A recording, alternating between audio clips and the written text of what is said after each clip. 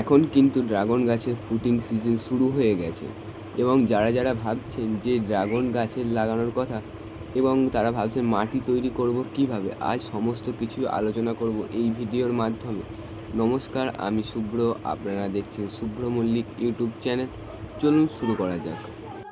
Dragon গাছে মাটি তৈরি করার জন্য সর্বপ্রথমে যেটা করতে হবে সেটা হলো প্রথমে মাটি। আমি যেমন 4টে ক্যারেট লাগাচ্ছি, আমি 2 বস্তা মাটি নিয়েছি। আপনারা আপনাদের পরিমাণ অনুযায়ী নেবেন। আপনারা চেষ্টা করবেন যে আপনি যেমন মাটি নিয়েছেন তার 60% ভার্মি কম্পোস্ট বা গোবর সার নেওয়া।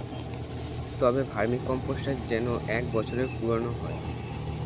আমি মাটিতে অল্প একটুখানি সাব ফাঙ্গিসাইড মিশিয়ে নেব। আপনাদের কাছে যদি সাব ফাঙ্গিসাইড না থাকে, আপনারা যে কোনো ফাঙ্গিসাইড যেমন মার্লেট 45 বা ব্যাবিস্টন আপনারা যে কোনো কিছু দিতে পারেন। নিমখোল ও হাড় গুঁড়ো আপনারা চাইলে ব্যবহার করতেও পারেন, নাও করতে পারেন। আমি যেমন ব্যবহার করেছি। আপনারা ভালোভাবে মাটিটাকে মিশিয়ে নেবেন। আমি ক্যারেটে লাগাবো, আমি অল্প অল্প করে ক্যারেটগুলোতে মাটি দিয়ে দিয়েছি। আমার কতকগুলো চারা তৈরি করা ছিল, আমি সেগুলোই লাগাচ্ছি। আপনারা যদি আমার মাধ্যমে চারা গাছ পারচেস করতে চান তাহলে স্ক্রিনে দেওয়া নম্বরে মেসেজ করুন যে প্রাইস লিস্ট বা ভ্যারাইটি লিস্ট বলে। আমার কাছে 8 রকম প্রজাতির ড্রাগন চারা পারচেস করতে পারবেন। আমি ক্যারেটগুলোতে চারা লাগিয়ে নিয়েছি।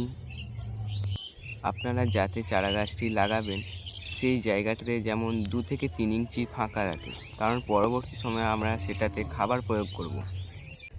আমি জলে অল্প একটুখানি ফাঙ্গিসাইড গুলে নিয়েছি, ওই জলই গাছে দিয়ে দেব।